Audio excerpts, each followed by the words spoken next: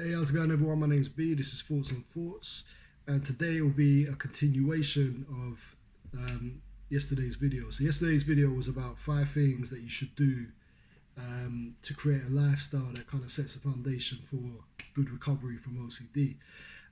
When I was doing the video, I actually completely forgot, even though I wrote it down. You can see somewhere. I wrote it down. One of the points that was really important that I wanted to put on.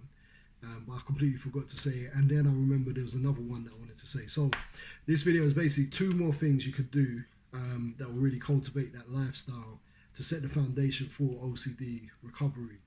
And like I said, these are really, really important, and I'd explain why. Obviously, this should be a shorter video if I don't keep rambling on. All right, so first of all, because I actually listed it, let's start with breathing. So it seems simple. You're probably saying, yeah, you know, I breathe. I breathe already, it's quite essential for my life. But there's a difference between high quality breathing and low quality breathing.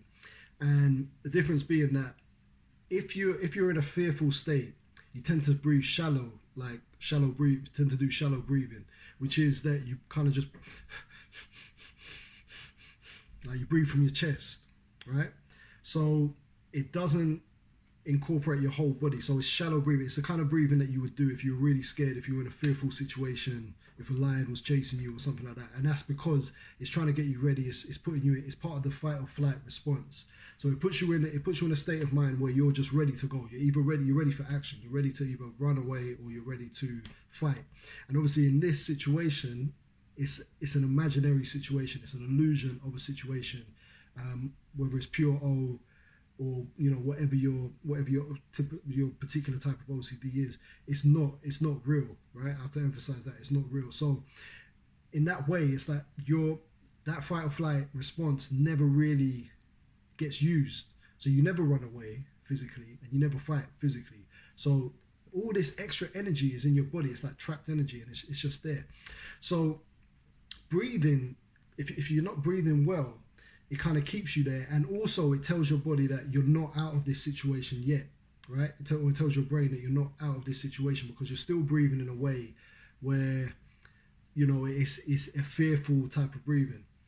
And in general, I think it will help a lot of people again, you know, if they learn how to breathe properly. I'm not a full expert on this, but what I can tell you is that if you breathe through your stomach, right?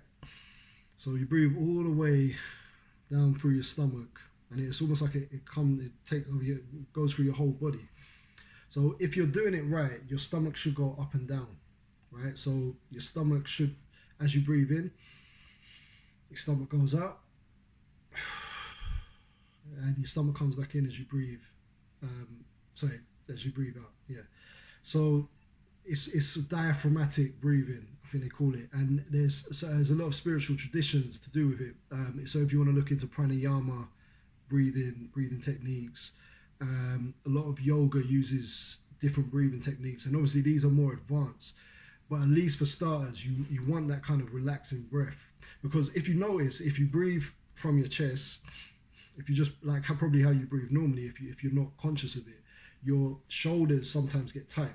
Now, if you breathe through your stomach, all of a sudden your whole body relaxes. You can feel the tension kind of drifting away a little bit, and it's just a more relaxing sensation, a relaxing way of breathing.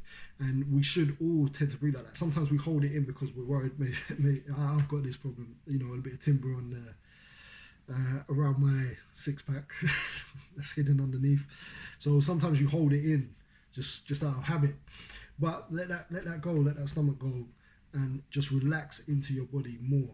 And the more you do that, the more relaxed you'll feel, the more relaxed your body is, and that will tell your brain that, okay, cool, we don't need to send as many thoughts, because, you know, we can see from the breathing, from the input, that, you know, this guy, you know, you're relaxed, that you can see that you're relaxed. So if you're relaxed, there's no need for a fight or flight response. If you're able to even breathe in a relaxed way, it really tells your brain that, okay, we don't need to fire up.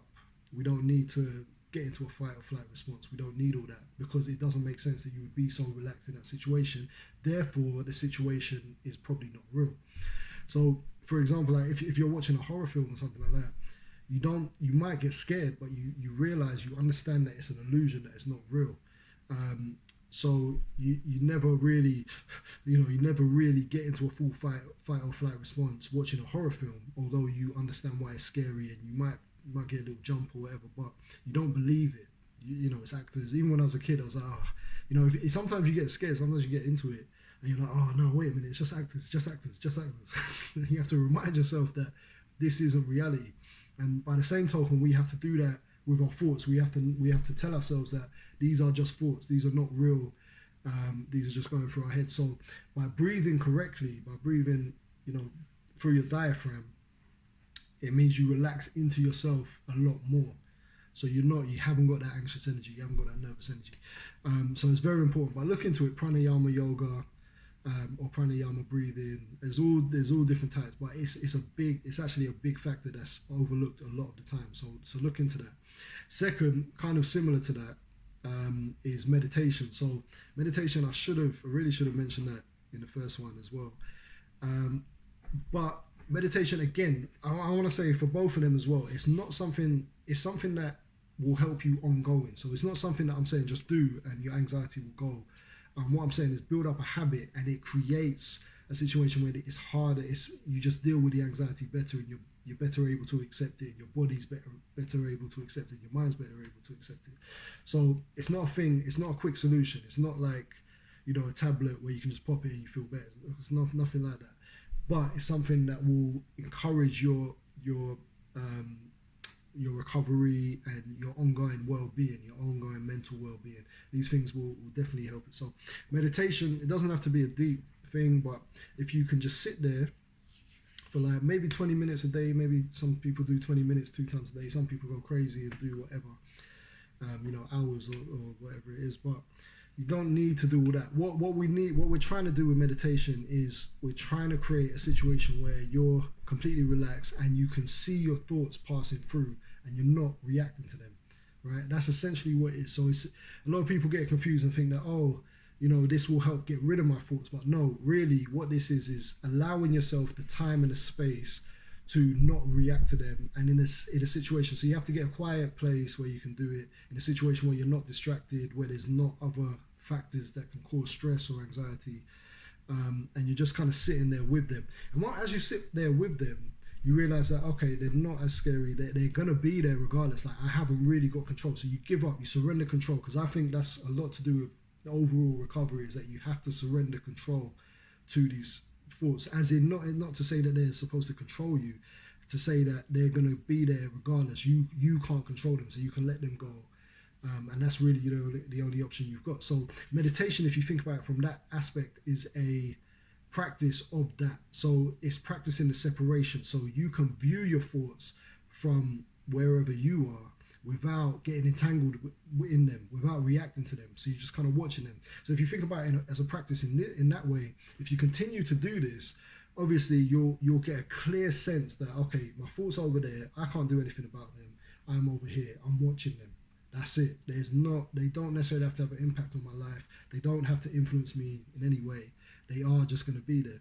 It's like if you're asleep and you're dreaming, you have these same thoughts and they're crazy. You wake up, you're like, I had the craziest dream. I was flying and then I was Superman, and then I wasn't, and then I worked in the shop, and then it's just, it's crazy. But you're not attached to them because your conscious self is not there.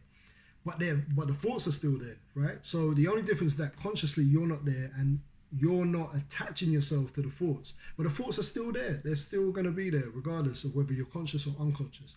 So when you are awake, you attach yourself and you think that, I'm doing the thoughts, I'm the one doing this. But no, you're not there. You're not, because if you were unconscious, they would still be there. So it's really your reaction to them, and meditation is the best way to get a kind of step back from your thoughts and witness them for what they are. So like I said, man, there's so many ways to meditate. You can look online. There's one that when I started meditating, I did, which was Sadhguru's Ishakriya Yoga. So he does like a guided meditation, but there's loads of different guided meditations that you can do, and they'll probably all help. I don't tend to do it with music too much. because that can be distracting as well. But generally the basic idea, just sit there. It doesn't have to be crazy. Just sit there. You can sit cross-legged. You can lie down. You can do whatever. But if you are lying down, don't lie down. Don't just do it in your bed or something like that. Like, set a time and a place to do it. So even if it's on a chair or whatever, and just set that time and just do it. You know what I mean? And then eventually you'll see there'll be differences that are made, and it's all about raising your baseline. So if your baseline, all these kind of things are covered, it can really facilitate a good recovery and also a good life. You know what I mean? Because you've got these good habits that even people without OCD haven't got. So you can also look at this as a good chance to really, really improve your life, because you're. It's almost like us that have been maybe blessed with OCD. I don't want to say blessed, but have got OCD or anxiety. It's almost a blessing because it makes you face the illusion, which is that your thoughts are not real. You know what I'm saying? And most people, if you've never been through this, you never had to deal with this, and you kind of still live in that illusion. It's just that your thoughts are not as destructive as maybe someone with OCDs are. So you can look at it as a positive, in that it gives you a chance to really face that fear. You know what I mean? And not a lot of people don't have to face that fear, and I think it will be beneficial for your life in the long run if you can get your head around some of these concepts, or other concepts, ERP and all that type of stuff. If you can get your head around it and the basic understanding that you are not your thoughts, right? If you can really understand that, I think it can improve your life probably more than what it would have been if you hadn't had OCD. I know it seems impossible now. It seems really hard and difficult, and sometimes it feels hard and difficult for me as well. But I feel that you have to be on that kind of self-development, self-improvement road if you've got OCD. There's just no other way. You know what I mean? Like, you can't accept your reality. Do you know what I mean? So anyway, I think that will do. That's longer than I probably intended. But anyway, hope that helps, and like and subscribe again if anyone is suffering with this, and you think that this will help them. Feel free to send it to them. Subscribe, because I'm like I said, I'm trying to post up as much as I can, and just try and give out as much advice as I can. Any questions, just shout me. I'm here, man. Okay, take it easy. Have a good week or a good day, and we'll speak soon.